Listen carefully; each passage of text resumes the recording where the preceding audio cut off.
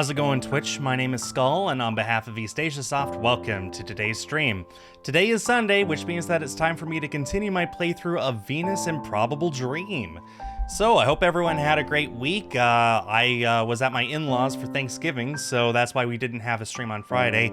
But I'm back now, and we should have a stream as scheduled for the entirety of December. So, something to look forward to. Hi, Nian. So, let's go ahead and load up our save file. We had just arrived at Haruka's house, so this should be excellent. The two of us remove our shoes, and Haruka directs me to take a pair of guest slippers as I had done at my house. When we're ready, we head into the lounge.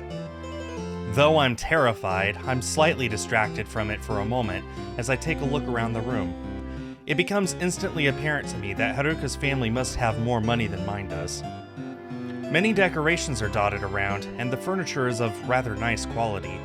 It's already looking to be an impressive house, and I almost feel like I'm too common to belong there. Somewhat surprised, I find myself asking Haruka about it. You have a nice house. What do your parents do for work? At least one of them must be well paid if they can afford this. Haruka turns to me as she replies. My dad's an antiques dealer. He has his own shop. And my mom's an illustrator for books. Ah, that's a little unconventional, though it's quite cool, really. I could probably turn down the music just a little more. There we go. Considering her mom's creative nature at the least, it's no wonder that they seem to want to nurture Haruka's musical pursuits. I feel as though I understand Haruka a little better just from this knowledge alone. Let's go through to the dining room. My parents should be making food for us soon. Oh, sure. Reminded of the task at hand, my trepidation leaps back into my throat. I do my best to swallow it and follow her lead as she heads out of the lounge. She walks ahead of me, and just as I'm about to head through the doorway after her, voices suddenly pipe up, hers included. Hello, Haruka! School all right? Yes, it was fine. I've brought Kakeru with me. Her parents. My limbs stiffen, and I'm momentarily unable to enter the room, freezing by the doorframe. I'm struck with an overwhelming wish that neither of them will have to see my face, but I know that it's not possible. It takes me a good few seconds of attempted steady breathing and mental deliberating before I loosen up again just enough to edge into the room properly. As I do, I spy Haruka talking to who I assume is her mother. Upon hearing me approach, Haruka steps backwards a little in order to be closer to me.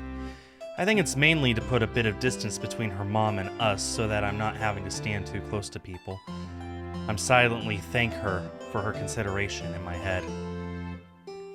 Mom, this is Kakeru. I dare myself to glance ever so briefly at the figure in front of me. She eyes me casually, and after a moment of what seems to be realization, she smiles in a manner that's somewhat detached, but not in a cold way, and then turns back to stir the pan that's on the stove next to her. Lovely to meet you, Kakeru. Feel free to make yourself at home. Sit wherever you'd like. This food will be ready soon. For a moment, I'm slightly taken aback by her greeting. I'd expected the usual prolonged eye contact, possibly an uncomfortable glance at my hemangioma, and then awkward conversation. But she'd reacted so coolly to my appearance that it's almost as though she hadn't noticed. I'm assuming that Haruka's told them not to be overbearing due to my nerves, but of course she doesn't know that it's because of my looks that I'm the way in the first place. There's no possibility that her parents would have been prepared not to make a big deal of it. I guess they're just good at this sort of thing. Her mom hadn't seemed bothered at all. I'd almost felt normal for a second. Hi. Thanks. I stutter the words out, and then Haruka addresses me gently, as if not to make me jump. Let's go sit down. She starts to head into the adjoining room, and I bow my head to her mom as we pass. She smiles again, turning back to her cooking without a fuss, and I follow Haruka diligently. We enter yet another visually appealing room, light colors all around, and I spy what must be Haruka's dad sitting at the far end of the table, poring over a laptop and a pile of paperwork. Haruka crosses the room ahead of me to greet him, giving me another moment to collect myself, and I take it shakily. "Ah, there you are."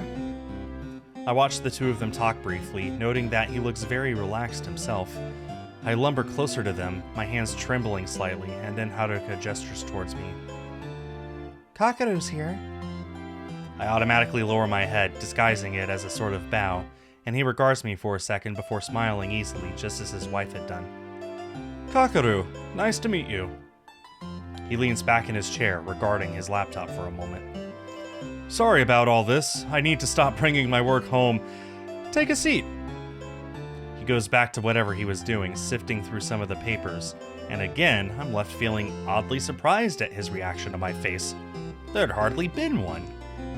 Even when most other people try not to make a big deal of it, there's always still a widened eye or shocked expression, hidden a second too late.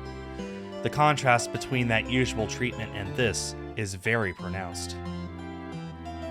My train of thought is interrupted by Haruka pulling out a chair and sitting down, so I follow suit and sit next to her.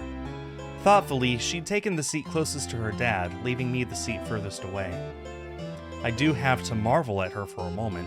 She's blind, and yet she still manages to analyze the room and think of everything that might affect me. As soon as we sit down, her mom comes bustling into the room. "This is ready now, everyone." She places several plates and bowls of food into the middle of the table, taking a sideways glance at her husband as she does so. "Are you still working? We've got a guest, knock it off." Both Haruka and her dad start to laugh, and her mom grins to show that her jibe had been in good humor. I know, give me a sec."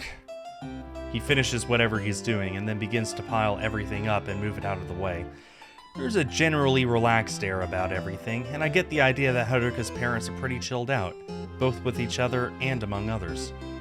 The two of them then disappear into the kitchen to bring the rest of the food in place, and as soon as they do, Haruka turns to me and murmurs quietly, "Are you okay?"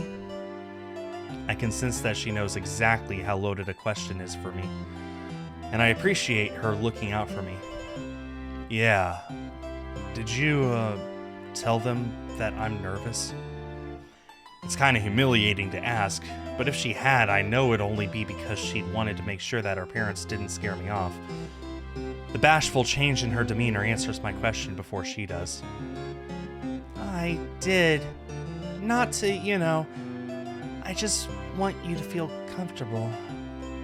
She doesn't need to explain herself. I guess I'm glad that she had warned them, since they're being so calm around me as a result. "It's okay. Thanks."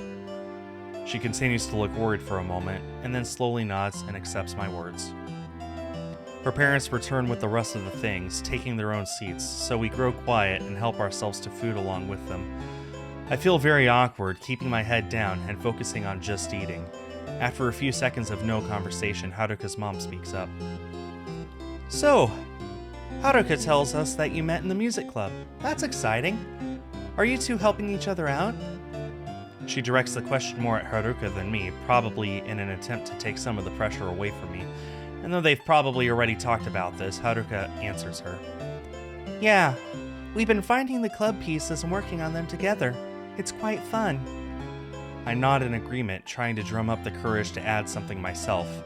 But before I can manage it, her mom continues. "That's great! I think life's too short not to have hobbies, and it's wonderful that you can do that in school." After her statement, her husband chips in. "Definitely, especially when it comes to this one." He nods towards Haruka, clarifying his gesture for her by touching her briefly on the wrist. She smiles sheepishly. "She's always loved music, right from the beginning. We just had to get her a flute when she asked for one." He smiles lovingly at her, and her mom gains a similar expression. "Oh, and doesn't she sound lovely when she plays?" They both gaze at Haruka with admiration, and though she can't see it, she can evidently sense it as she begins to blush heavily. "Stop it!"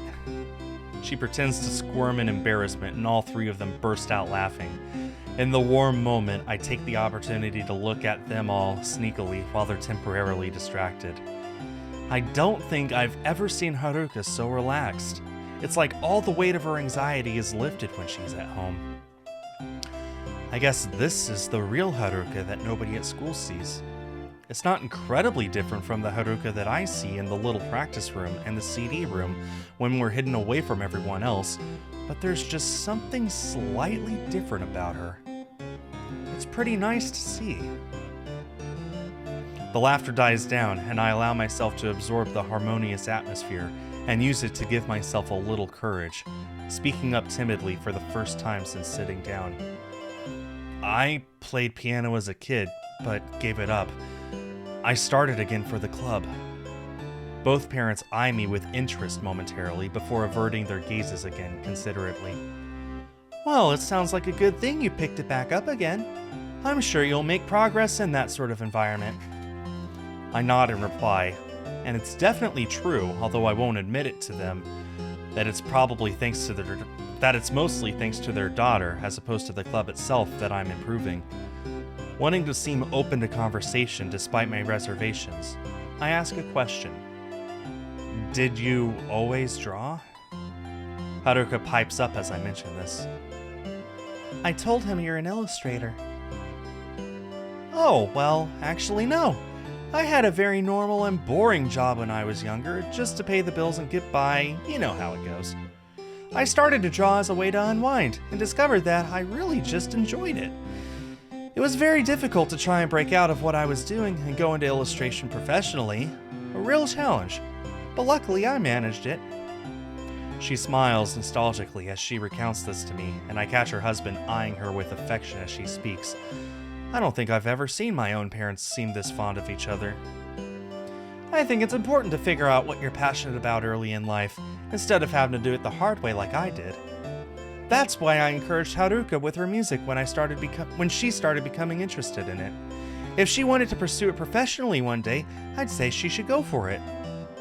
Haruka giggles quietly at her mom's support, and I'm partially bowled over by another wave of, I don't know what exactly.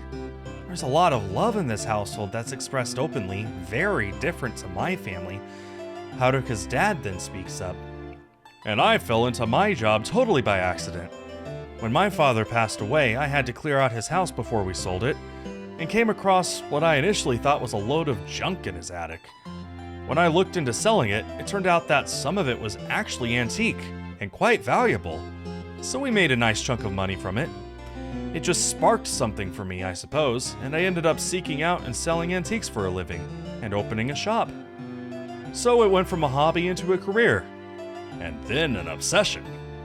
Everyone laughs again, his wife shaking her head, and I get the feeling that he's very into his work.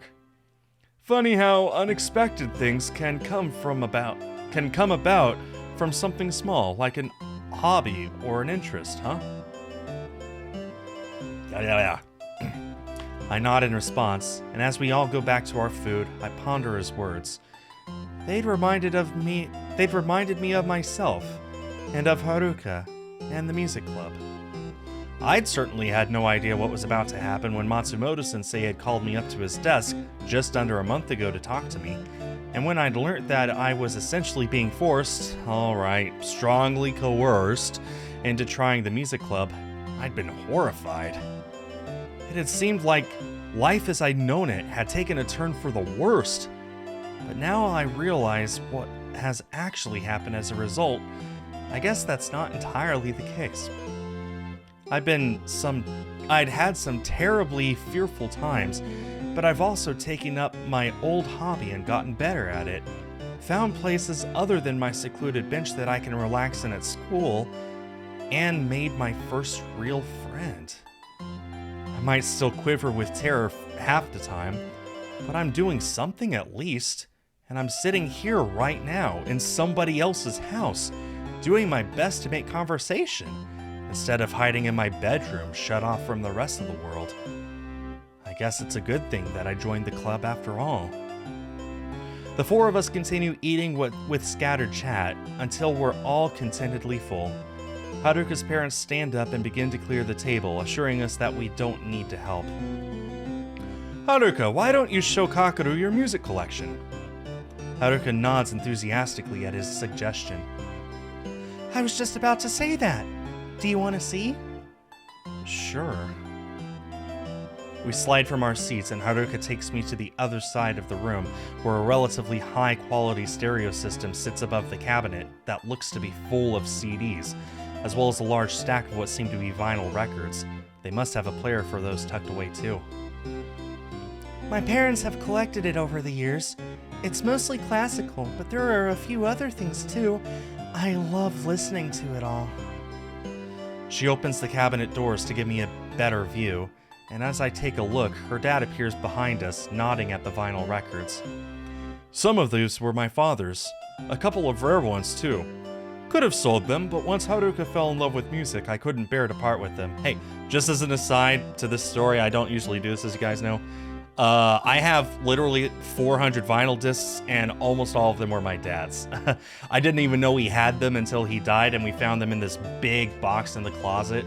They're mine now, and I love listening to them. Just so I connect to this so well. He chuckles, looking sentimental. I guess they're valuable for a different reason now. He smiles and goes back into the kitchen, leaving us to it. So I turn back to Haruka, who's now running her hand along the edges of the shelves. We've got them all in alphabetical order, like in the library. I notice that there's braille on the wood here too, probably put there by her parents in order to help her become more independent. I guess that's why she's quite decent at finding things in other places by herself, having had practice reading braille on shelves here. I let Haruka give me a little tour of the music collection, enthusing about different composers and pieces, and the more she speaks, the more relaxed she grows until she's almost talking too much. It's crazy how powerful the subject of music combined with the comfort of being at home is for her confidence. There are moments where I almost don't recognize her, the burdens of her anxiety and blindness practically absent. Her mom re-enters the room to take away the last remaining plates and calls over to Haruka. Have you shown him your favorite thing yet? Ah. In reaction to her mom's suggestion, Haruka smiles and turns back to the cabinet. Her mom shoots us a knowing grin before heading back out of the room, leaving us alone once more. As I regard Haruka again, she seems to simply pause deep in thought, and her expression is somewhat emotional. When she speaks, her voice is quiet, quite soft, and full of significance. This is my prized possession, even more than my flute. She takes a breath, seeming both joyful and melancholy somehow, and it spikes my curiosity tenfold. Do you remember in the library a little while ago when you asked me to show you my favorite piece, but I said I couldn't? Yeah. The moment had seemed strange to me at the time, and I hadn't been able to figure out why it wasn't possible, or why it had seemed to affect her so much. I guess I'm about to find out. Haruka reaches towards the top of the cabinet, removing something from it and clutching it delicately to her chest as she turns around to face me. This is what I was talking about. She shifts the object in her hands to present it to me, and at first glance, it looks like an old, slightly tarnished wooden box. Its small frame sits on her palm unassumingly, but when I peer more closely at it, I see that a small metal handle is protruding from its side. Oh, I get what it is now. It's one of those old-fashioned music boxes. You wind it up and it plays a little song. To be honest, I'd totally forgotten that they existed. You just don't see things like that these days. It's the first thing my parents ever bought me that I really loved. It might have been one of the earliest properly musical sounds I ever heard. With that moving information hanging in the air, she smiles softly, some big feeling swimming in her eyes, and then she takes hold of the tiny handle and begins to wind it gently. Thanks to how she'd presented the box to me, as though it was the most sacred thing in existence, I almost hold my breath, feeling as though something huge is about to happen. Slowly, A fragile, high-pitched sound begins to fill the air.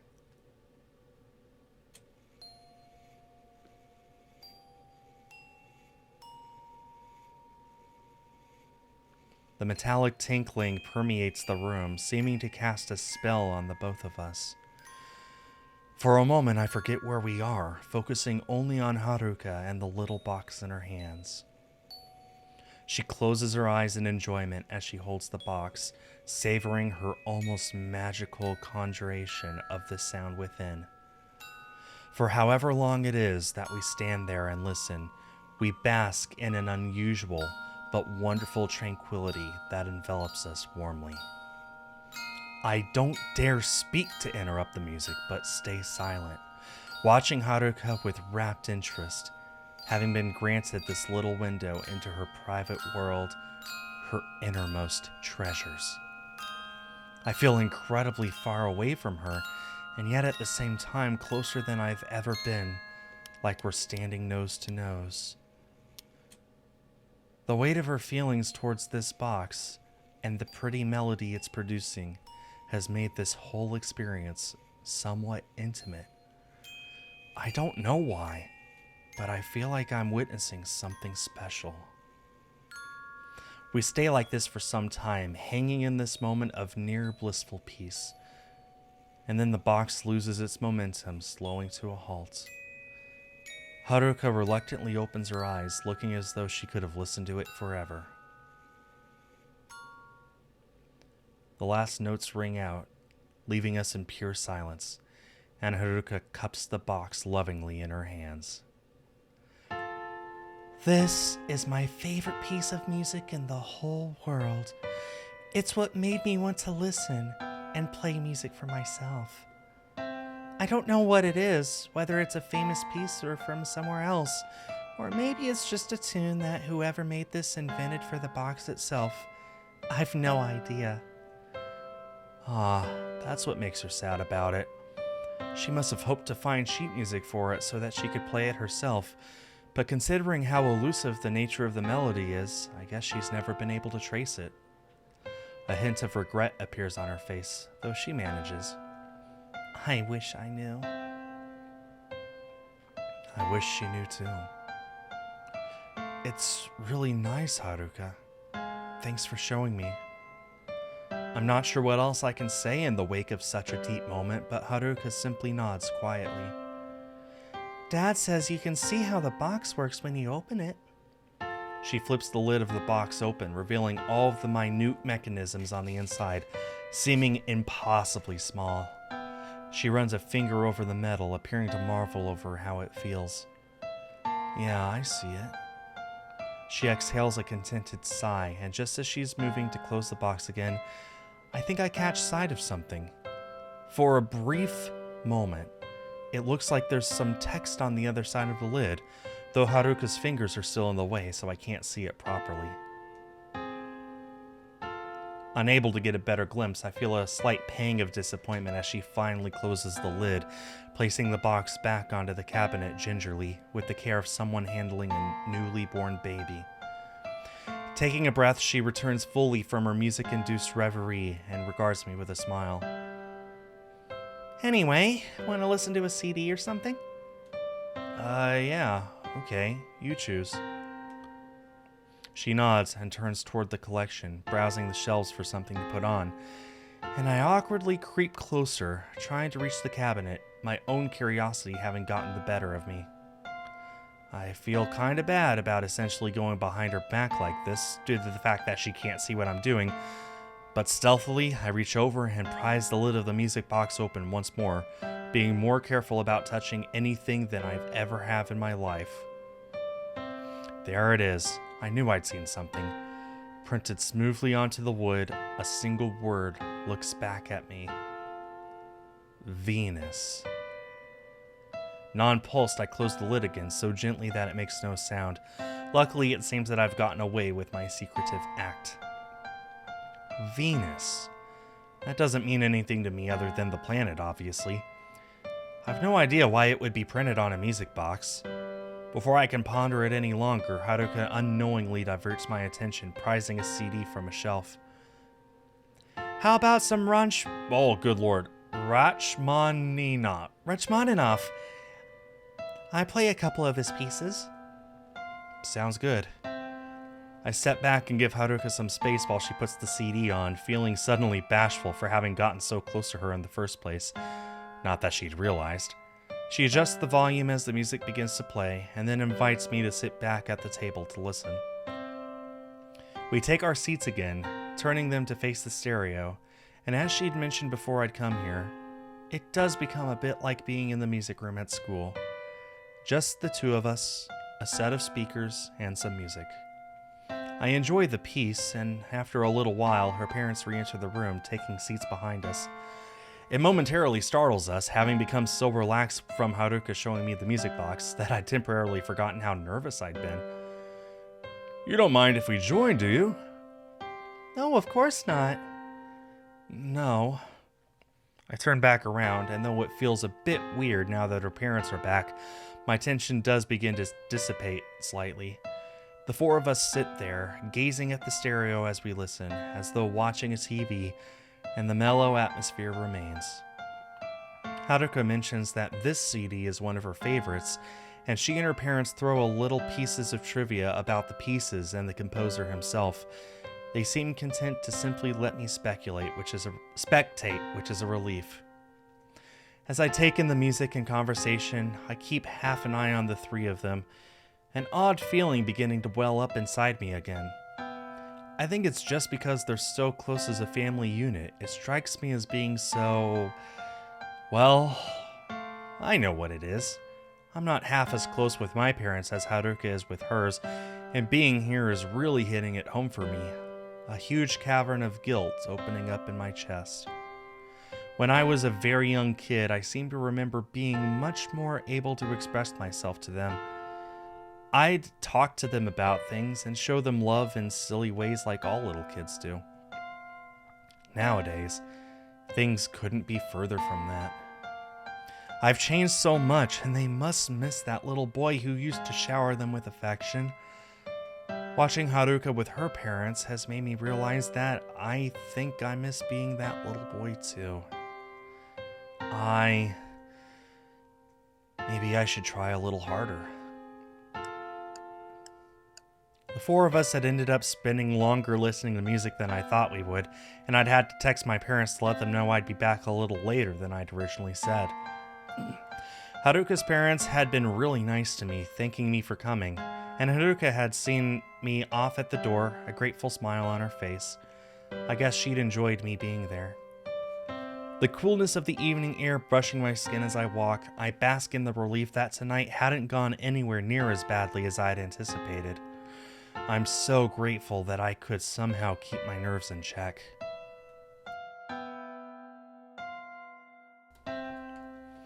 My thoughts from earlier haven't really left my mind, swirling around endlessly as I made the journey home.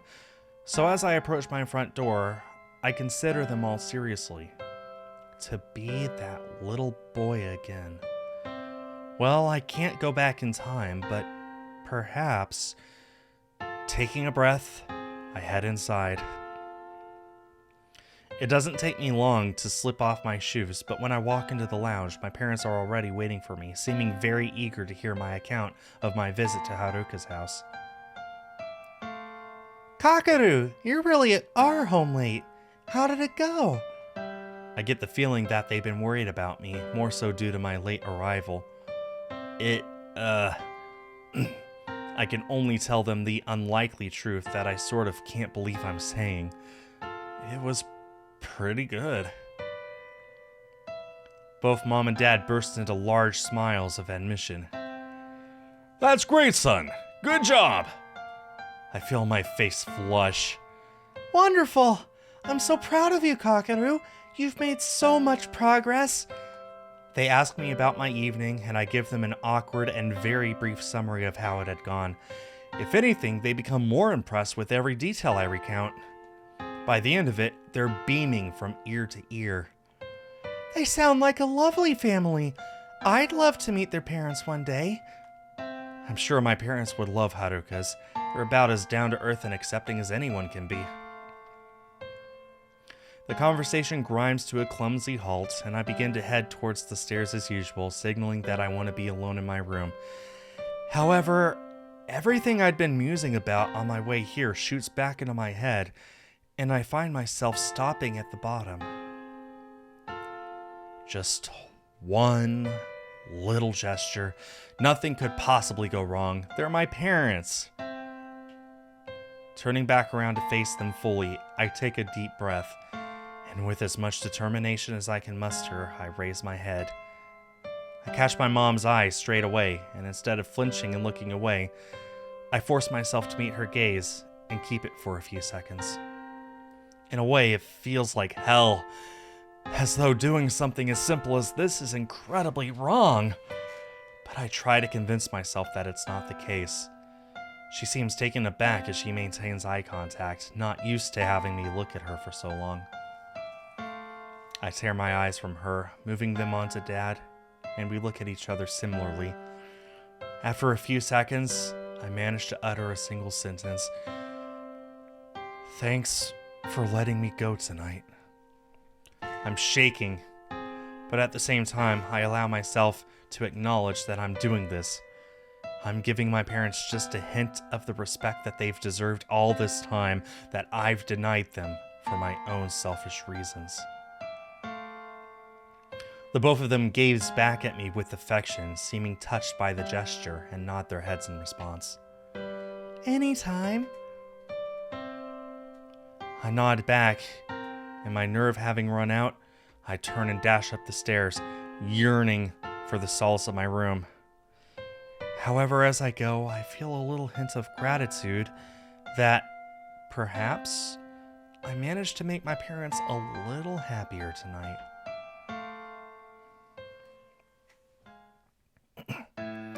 I mash the buttons furiously on my controller, but it's all in vain.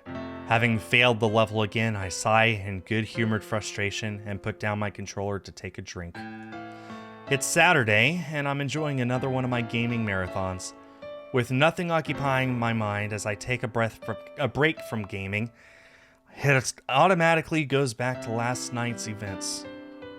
Haruka's house, her thoughtful parents, their warm family dynamic, the whole thing. It's been popping up in my head every now and then since I got home from my visit. It had also culminated in me looking my parents in the eye properly for the first time in however long. It had been quite the experience. I feel like Haruka had sort of come alive last night, like I was seeing her without her inhibitions for the first time. In fact, the moment I'd felt the most intensely had been the music box. Haruka must love that thing so much. I felt as though she'd shown me something so personal that it went beyond that just casual friendship, like I'd reached a level with her that none of her previous friends had. I can't be sure of that, but, well, I don't know. It just felt like she was baring her soul to me or something. Sometimes when she plays the flute, she gets a certain look on her face, something resembling real happiness. She'd had that look when she'd been playing the music box, but magnified to a huge extent. I guess it just really brings her joy. Knowing that, it's a shame that she hasn't been able to find out the origin of the tune it plays.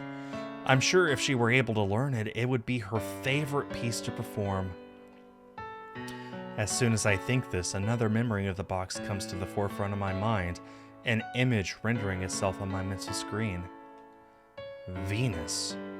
That's right, it had said Venus on the other side of the lid. Thinking about it, I'm not sure if Haruka is even aware of that. The text had been painted on or printed in some way, rather than carved or embossed. Its surface had been completely flat, blending with the wood of the box, so it wouldn't have been obvious to touch alone. Unless one of her parents told her about it, but then, well, I just feel like she'd have mentioned it. She's so fond of it that I imagine she'd want to treasure everything there is to know about it. Perhaps no one's really noticed it before. Discarding my controller for a moment, I swing my chair around to face my laptop, wanting to at least attempt to abate my curiosity. There's gotta be something online that relates to this. I type Venus into the search bar and hit enter, and as soon as the results come up, I practically slap my hand to the forehead in exasperation.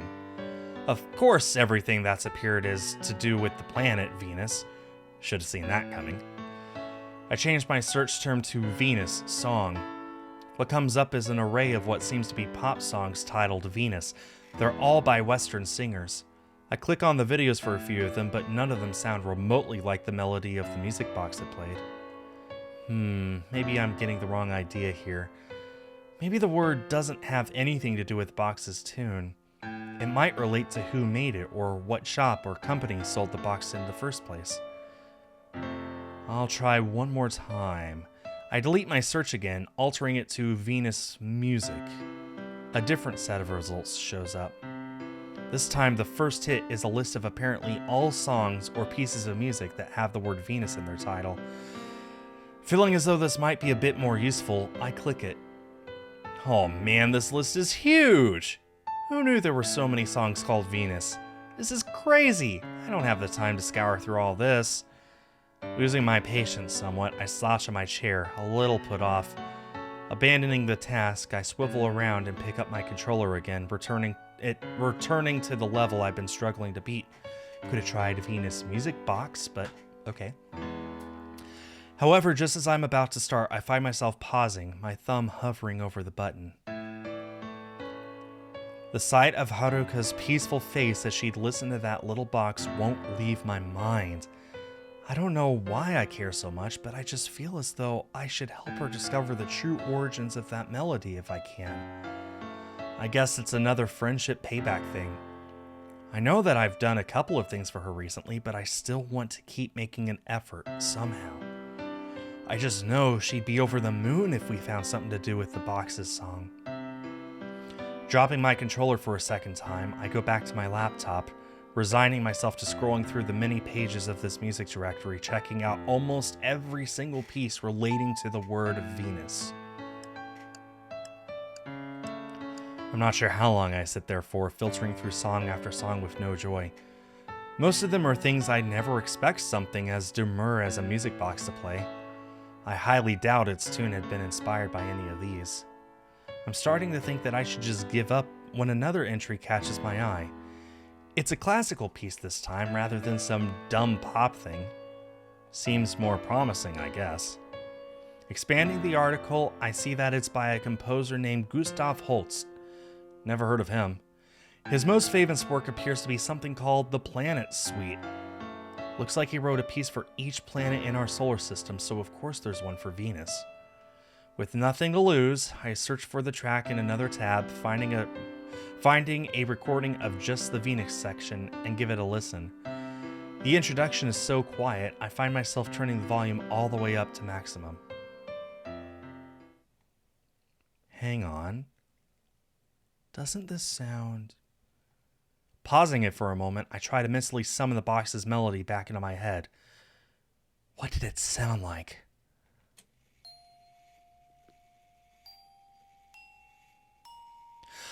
I can't believe I didn't realize it till now. That is Venus from Holst. Wow. That's from the Planet Suite. I know this. How did I miss that? Yeah, I remember it now. That's how it went.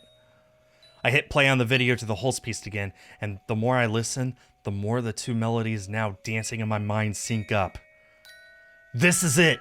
It has to be. I swear this is the same tune. Have I really found it? Haruka will go mad. In a good way. In fact, knowing how much of a big deal it would be to her is making me excited by extension. Even though it seems to be a somewhat well-known classical piece, I'm getting the feeling that Haruka probably doesn't know it already. She's definitely well-versed in the basics of classical music, at least, but at the same time, I guess all she knows is whatever her parents have bought for her. If they've never happened to pick up anything by Holst, well, what do I do? What I do know is that I'm pretty sure this Planet Suite piece has the same melody as the one her music box produces. That alone is great news. because Haruka will finally be able to hear it in its original context, an 8-minute long full orchestra classical piece. The only way we can get one that we could go one better is to find some sheet music for it, and then she'd be able to learn to play it herself, which is what appears to be her ultimate goal. There's got to be a score for it somewhere, although we need it in Braille too. What about the city bookstore? Their Braille section had been quite a bit bigger than the school libraries. I'd been somewhat impressed when we'd gone there to look for the piece Haruka had wanted before. If anywhere will have it, they might. However, the thought of inviting Haruka to visit the store with me without being certain of it in advance isn't good. If they end up not having it in stock, then it would have been a wasted trip, as well as a complete letdown for her. If we could find out beforehand. Before I'd really formulated a plan in my head, I started typing into the search bar again, pulling up the bookstore's website. There's a phone number here for customer inquiries. I guess I could call them and ask if they can check for it. Oh God, having to call people? Even I hate doing that. I pick up the phone, but find myself halting, nerves bubbling in my stomach. I don't make phone calls. Well, hardly ever. I dial the number quickly before I lose my nerve. It doesn't ring for long before someone answers.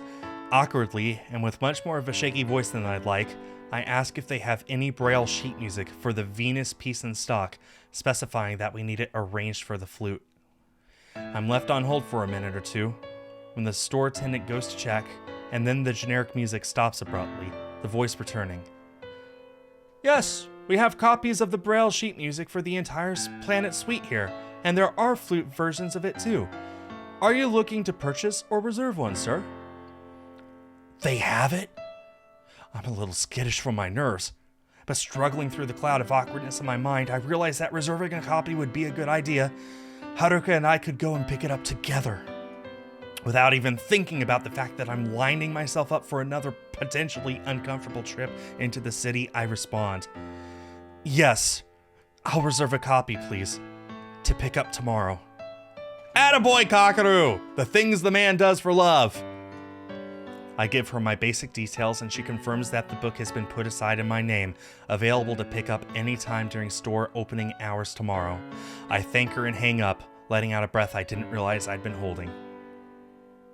I guess I've done it. Now all I've got to do... I start hammering out the keys on my phone, composing a message in my adrenaline-fueled fervor. This is crazy. I can't believe I'm being this forward, but I did want to give back to Haruka in some way. And this is probably the biggest thing I could do. I know we just saw each other last night, but would you come to the city bookstore with me tomorrow? I have a surprise for you. I send it, hoping that it's not too sudden. I realize that keeping her in the dark for now might make the whole thing seem a bit daunting to her, but I kinda don't want to give it away just yet. I can already imagine her face when she realizes what I'm showing her. The phone's still in my hand. I open the reply as soon as it comes in. What would we be doing? What sort of surprise? As I suspected, she's unsure. I fight back in a frenzy. Don't worry, it'll be just like last time we went to the bookstore. Just the two of us. There's something I want us to find. I feel like that's still a little cryptic, but I really don't want to give too much away. I send it anyway and wait for a reply. Okay. Same time as last time? Yes! For a moment there, I wasn't sure she was going to agree. Perfect. I'll see you there. I put down my phone, letting out the last of my adrenaline in a large exhale. I sort of can't believe that I was that productive in looking to Haruka's interests. I'm not really sure what came over me, other than my desire to pay my friend back for all the help she's given me. Although in a way, maybe it's more than that. I guess Haruka's love of classical music is rubbing off on me somewhat, or at the very least, her enthusiasm for that little box, coupled with her very disappointment that she can't learn its song for herself. It has moved me in a way. It'd just be great for her to properly be united with the piece that she doesn't realize exists, but whose essence she holds incredibly dear. If I can help her do that, then, well, I'll try to consider my debt paid.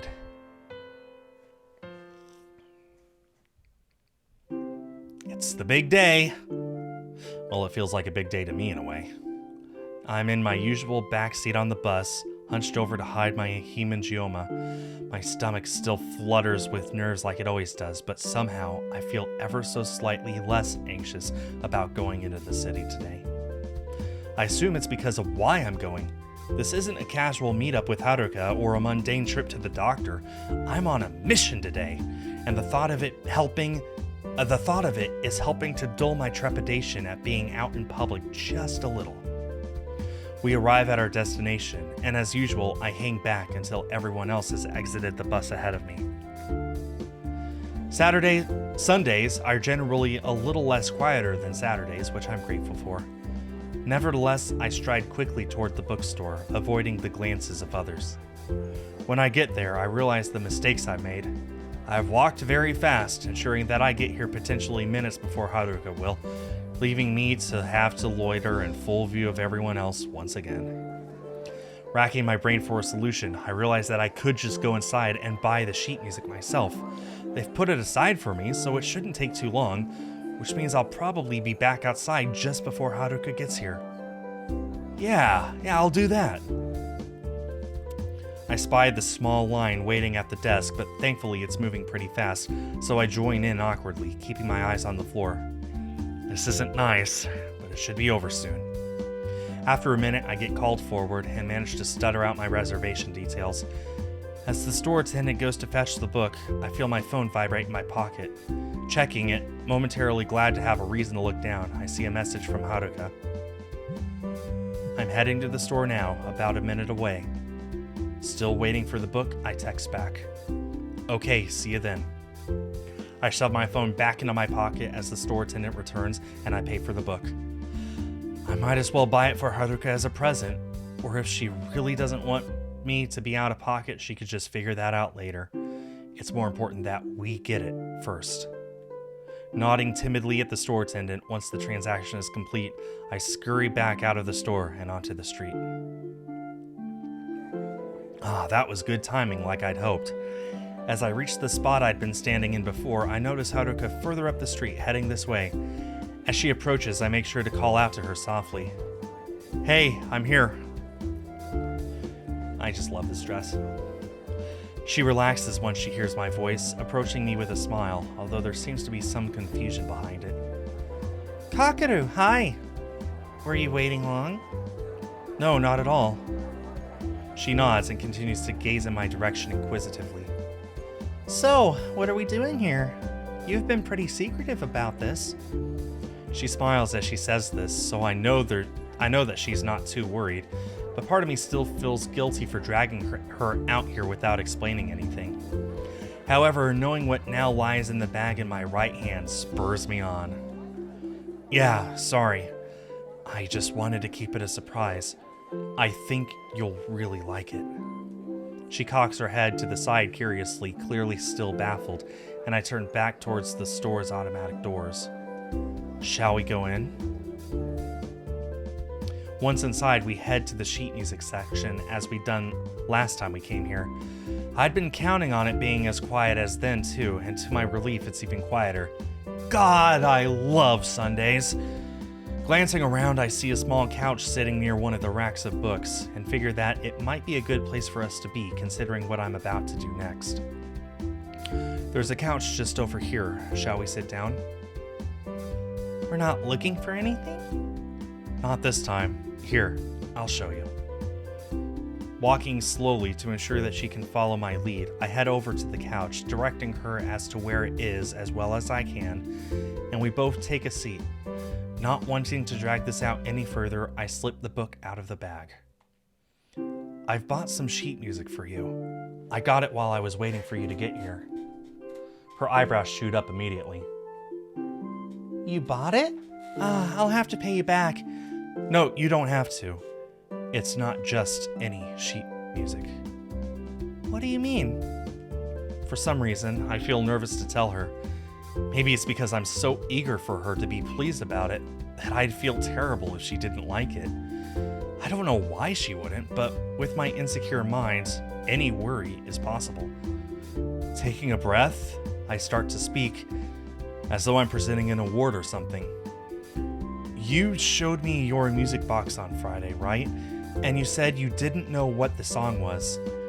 I had a look around online to see if I could figure anything out. She only seems to grow more confused at my words. That'd be nearly impossible though, wouldn't it? There's no real way of telling where it comes from. That's what I thought, but when you opened the lid, there was something in there. For a second, I feel bad about bringing up her blindness as an obstacle, but I swallow my guilt and press on, realizing that I can't really explain this without mentioning it. You probably didn't notice it, but there was a word printed on the inside of the lid. Her puzzlement starts to give way to interest once I say this, and her eyes grow a little wider. A word? I had no idea. What was it?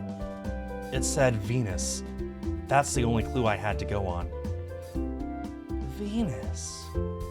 She trails off for a moment, her gaze drifting as she contemplates what I've told her. She seems pretty shocked to learn this new information about her beloved box, and I'm not surprised considering everything. So, what did you find? Does it mean anything? Actually, it does. Have you heard of the composer Gustav Holst?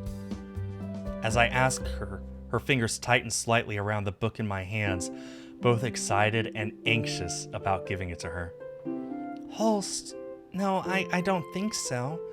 Must be someone my parents have never brought anything by. Well... I take another breath to steady myself, trying not to anticipate her reaction too much. He did a set of pieces called the Planet Suite. The piece called Venus is... It's the one from your box. Haruka seems to become paused in time for a moment, almost as if she hadn't heard me. But I realize that she's just processing what I said. The reality of my announcement must be taking a second to sink in.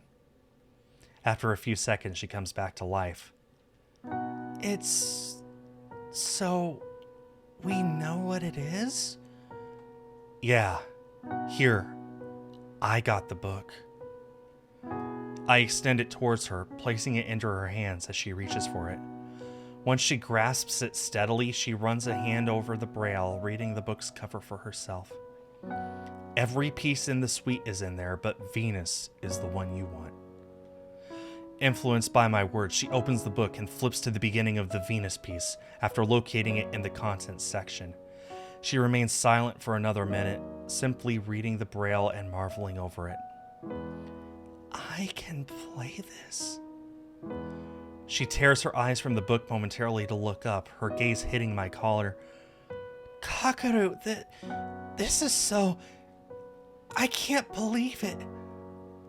It seems as though she's somewhat overwhelmed by it all, and hoping that it won't tip her over some sort of edge, I ask her one more question. Would you like to hear it? She grows quiet again, apparently speechless. The whole piece, as it's meant to be.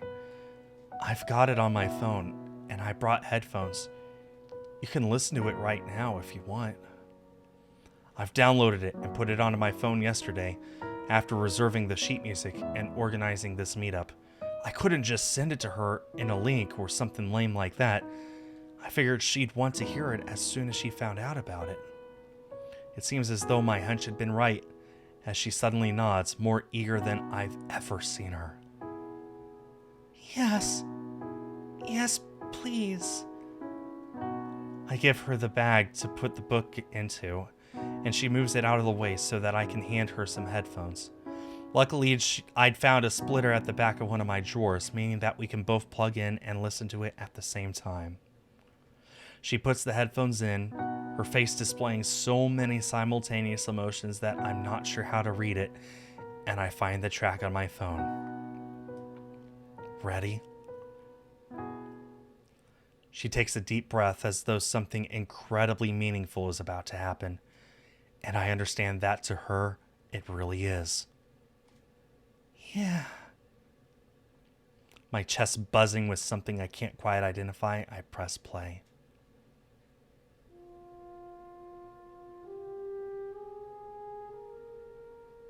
The feeling that washes over both of us is tangible. The first few notes make it abundantly clear that this is definitely the same melody that the music box plays. Venus, the bringer of peace. That's the piece's full title, and I can see why. The sound that graces our ears is very soft, lulling, and gentle. It quickly creates a serene atmosphere that makes us feel almost cut off from the rest of the store. I watch Haruka as she takes it in, and the longer the piece plays, the more her smile grows. Her eyes shine with a powerful feeling, clasping her hands together tightly. She's almost like a lost child, meeting her real parents for the first time. This must mean a lot to her, and I feel my own lips curving into a smile just from looking at her. I guess I've done something truly nice for someone, and that someone is my only friend. It feels good. I can't explain it any further than that. I just feel good right now. As if to augment this feeling further, I feel the pressure of something touching my wrist and look down.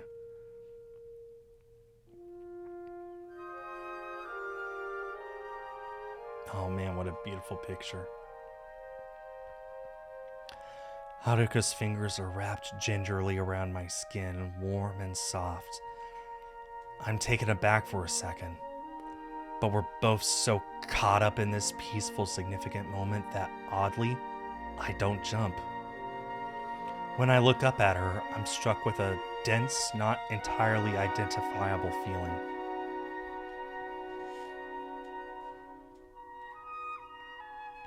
She's looking me right in the eyes. Somehow she's managed to find exactly where my face is. It's probably just a stroke of luck, as she's never done this before. For the first time in the month we've been friends, our eyes are completely locked onto each other. This is okay.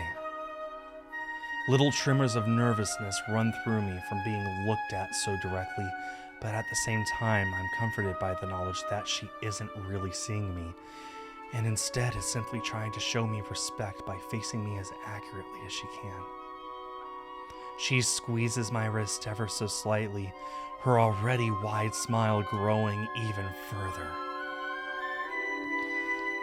Thank you, Kakaru. Her eyes glisten as though she might cry, and though no tears actually fall, I'm still touched by the evident joy emanating from her whole being. Having never really made anyone happy in my life, I relish being able to think the words that flow through my mind, though I'm temporarily unable to speak them aloud. You're welcome, Haruka. Thank you.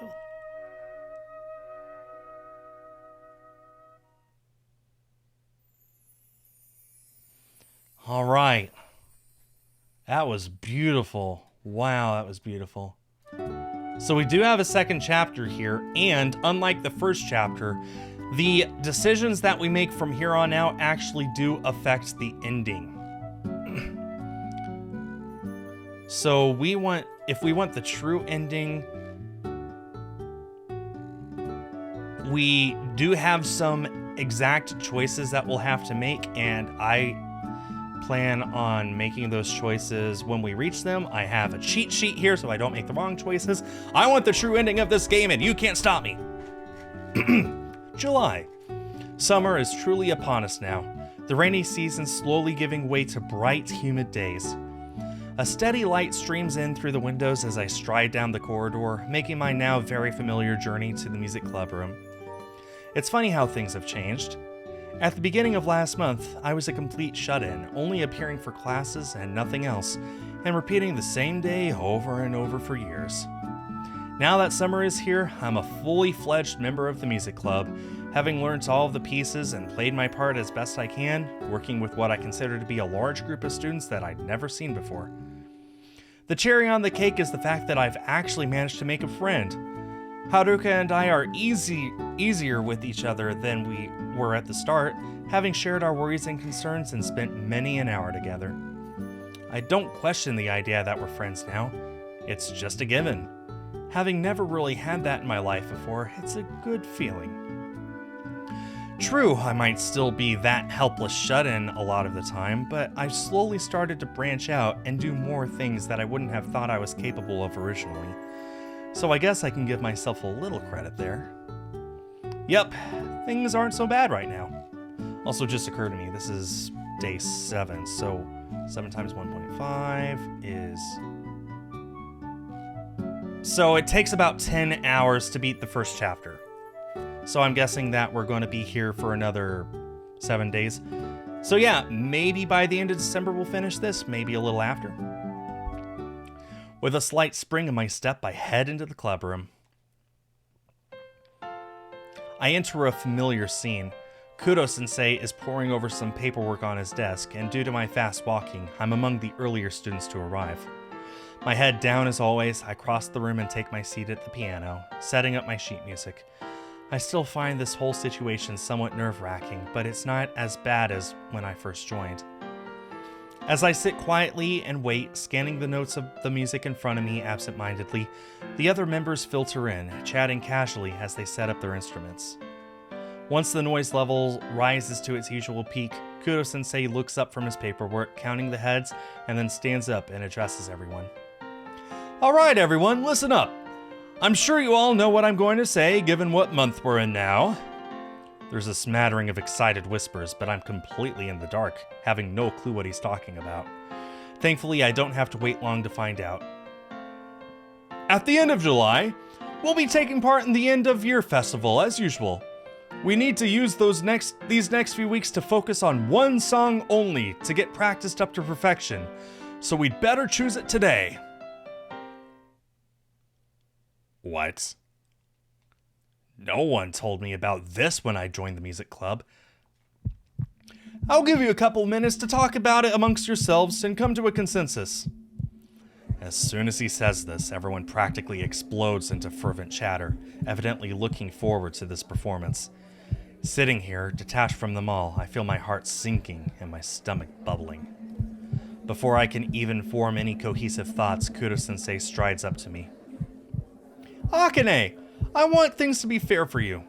I know you haven't been a member of this club for very long in comparison to most of the others, so I want our performance piece to be something that you're comfortable with.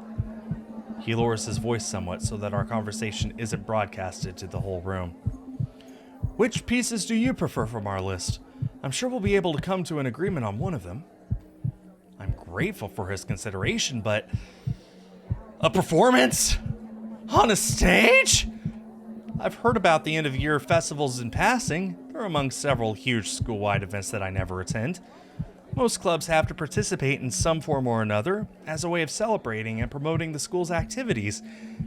However, since I've never been in a club until now, my absence has never been noticed. I've been able to completely bypass the festivals altogether. This is something that I've treasured for years.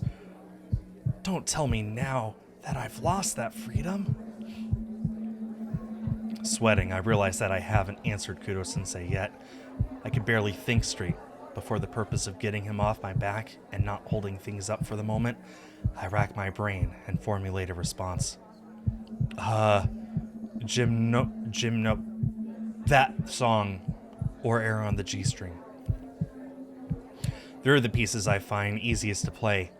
They're kind of slow though, so I'm not sure if the group will be willing to settle for either of them. Nevertheless, Kudo-sensei nods thoughtfully. Alright, I see. I'll bear that in mind.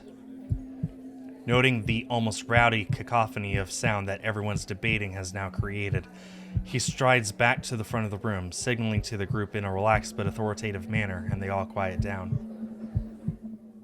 He begins to ask for a show of hands for those in favor of each piece on the list, but I'm too rattled to listen properly. I feebly raise my hand for the two I've mentioned, but other than that, I don't manage to concentrate on what anyone is saying at all. I just can't do this. I can't perform on a stage. Putting myself on display under the spotlight with God knows how many people staring up at my hemangioma.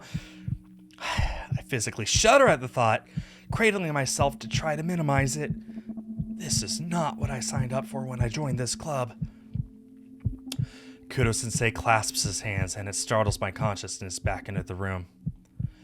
All right, are we agreed then? Error on the G-string. It's one that I mentioned. I guess he probably coerced the group into choosing it for my benefit, though I didn't hear a word of the conversation. Everyone hums and nods in unison, and Kudo-sensei looks satisfied. Good, that's sorted then. We'll only focus on that song from now on, so don't dedicate your free practice to much else. We've got weeks to sharpen our performance and really get it to a high standard. Speaking of which, with a flourish, he produces his conductor's baton, sweeping his hair off his face with the other hand as theatrically as ever. Let's get started. Ready for a run-through? The group responds by readying their instruments and nodding, a strange buzz in the air that isn't usually present.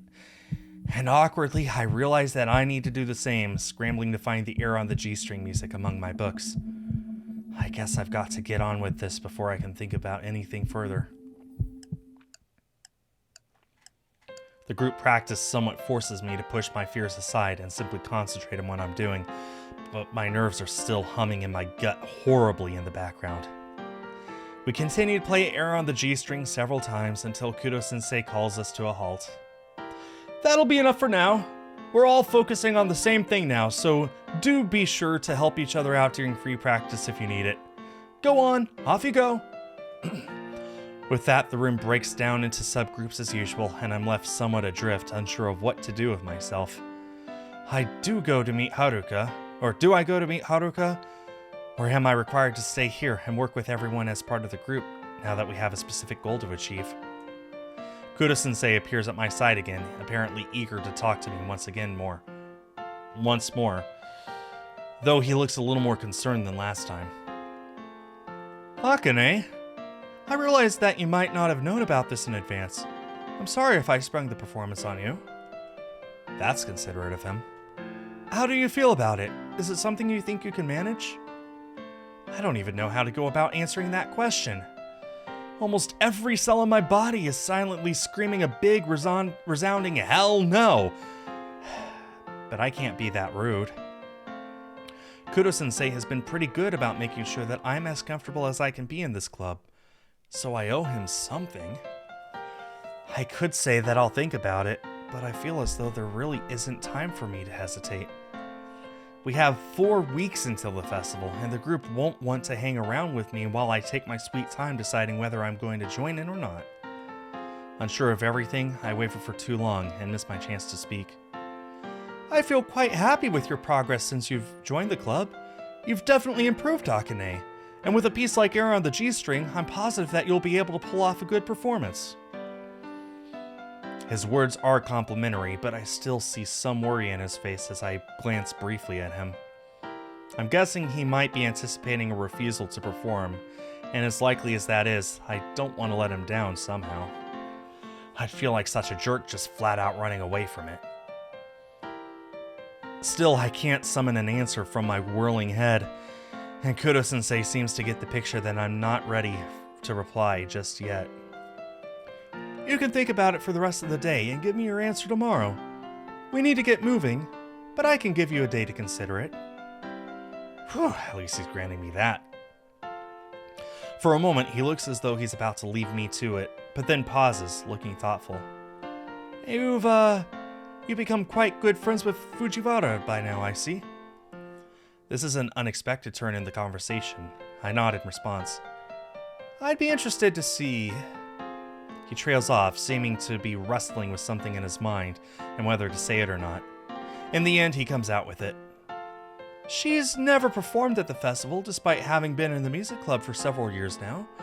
She always tells me that she'll do a solo performance, and then loses her nerve and pulls out just before the festival takes place. Haruka has mentioned this to me fleetingly in the past. She's always preferred to attempt to perform solo rather than in the group. From what she said, she genuinely tries to work herself up to performing every year and practices like mad, but is always balked before crunch time.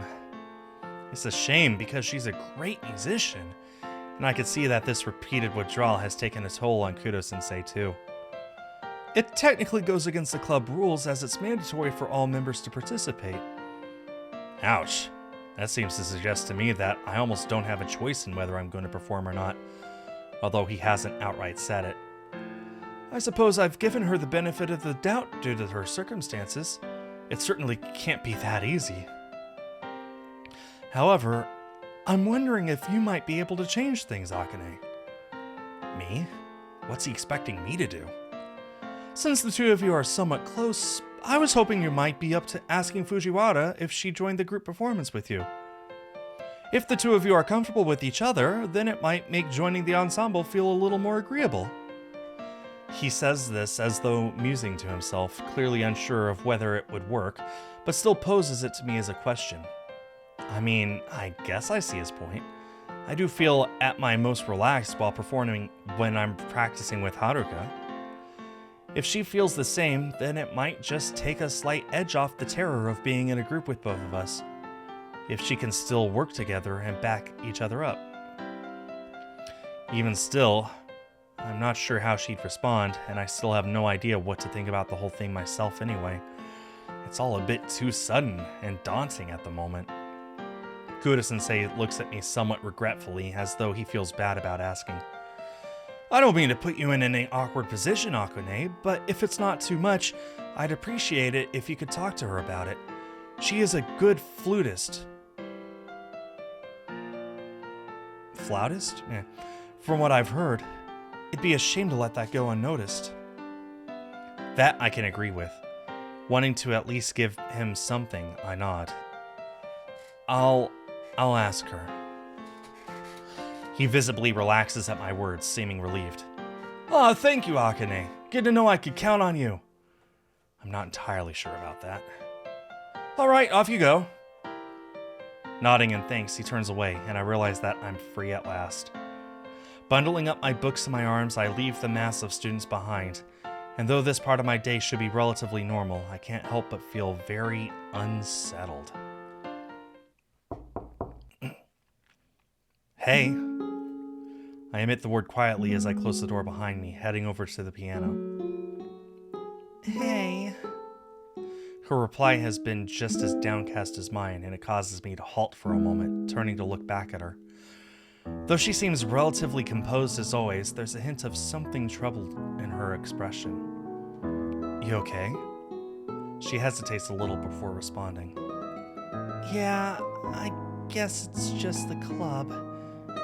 It's started festival preparations, hasn't it? Sensing her trepidation, I nod grimly to myself, realizing that we're probably both just as scared. Yeah.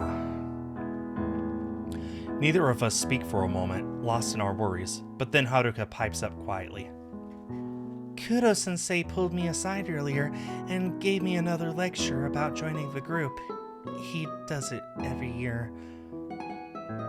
That makes it even more awkward for me to ask the question on his behalf. I guess he figured I might be able to change her mind in his place since we're friends.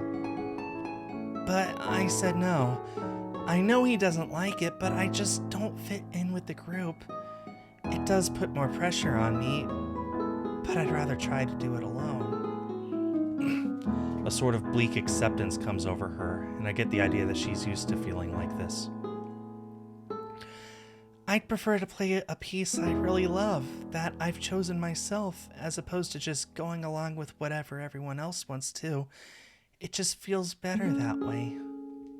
I do understand her viewpoint, although I can also get why Kudo-sensei is persistently dedicated to trying to persuade her to join the group too. I guess both sides have silver linings, as well as drawbacks. Haruka looks towards me, visibly trying to cheer herself up a little, and evidently wanting to shift the conversation somewhat. Anyway, I'm going to try to do a solo performance like I always do.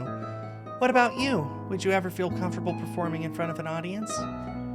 I could sense that she genuinely comprehends the weight of the question, so I don't freak out like I had when Kudo-sensei had asked.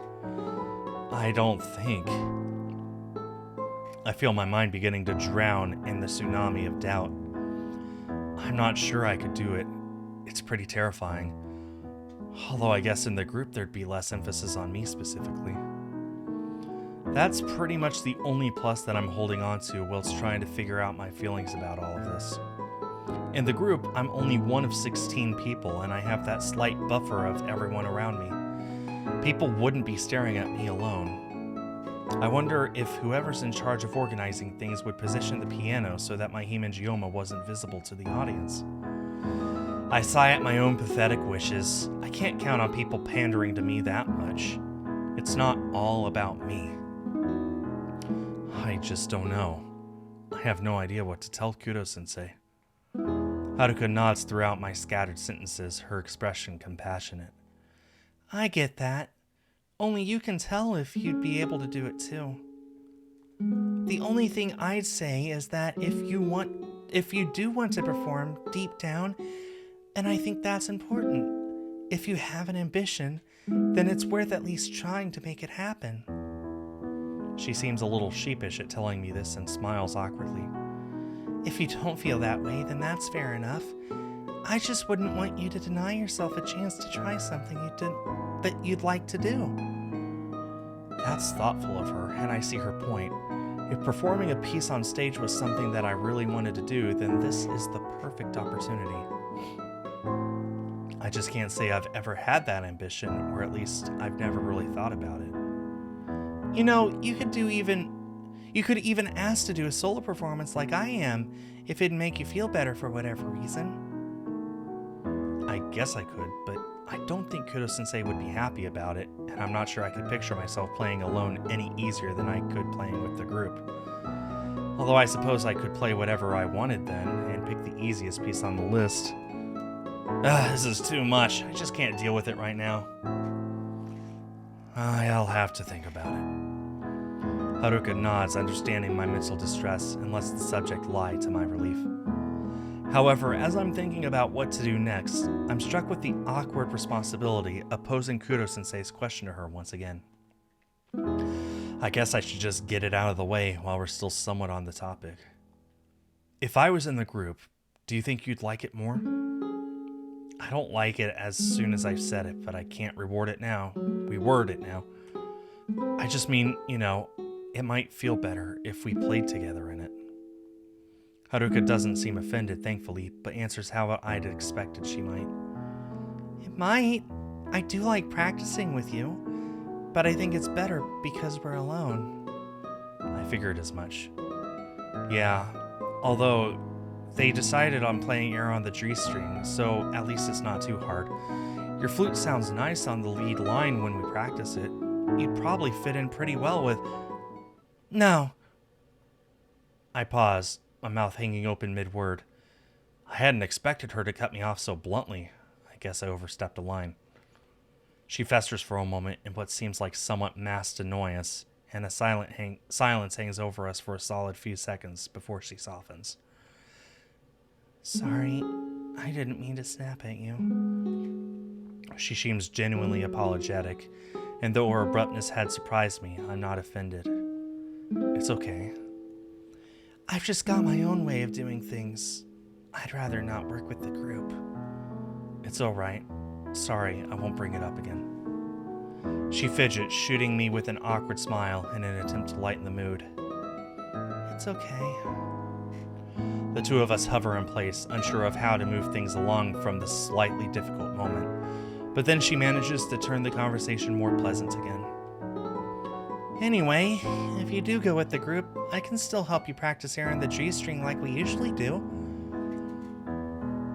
That's nice of her, considering that she'll be busy practicing whatever she's going to play. Thanks. I'm not that great, but if you need any help too, just ask. I mean, I would suggest a duet. The two of you do a duet of Venus. I'm not sure that I really have much to offer in return, but the suggestion's there anyway. She nods, and thankfully the atmosphere begins to go back to normal once again. Do you know what you'll play? I'm not sure yet. There are a few options. To be honest, I'm so excited about learning Venus, I'd hate to ignore it and work on something else. She says this with a hint of humor, and we both smile. From the moment I introduced her to the real piece behind the music box melody, she's been laser focused on learning it. However, it's not been very long since then, and she hasn't had a chance to get very far. I can already tell that she'd love to choose it as her performance piece, but the fact that it's so new to her makes that difficult. I'm sure you'll find a way. She nods, humming in amusement, and then we give in to the warning of the clock ticking above us and put our conversations aside to practice with what time we have left. And that's where I'm going to end it for today. Go ahead and save. Okay. Save again just to be sure. Perfect. We now know the significance of Venus.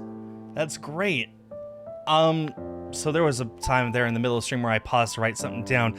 I need to look up the Planet Suite by Holst on iTunes to see if I can download some of the music itself. That's just absolutely beautiful. This is really getting somewhere, and I'm man, today was my favorite day of playing this game so far, and I mean that. This was such a beautiful day, such a beautiful game. And I'll be back next Sunday to continue playing it. I'll be back on Tuesday to play something else. Thank you to Nian for being here. Shout out to the lurkers. Shout out to all the people watching this on YouTube later. On behalf of East Asia Soft, I have been Skull. Have yourselves a great day and a great week, and I will see you all next time. Bye-bye.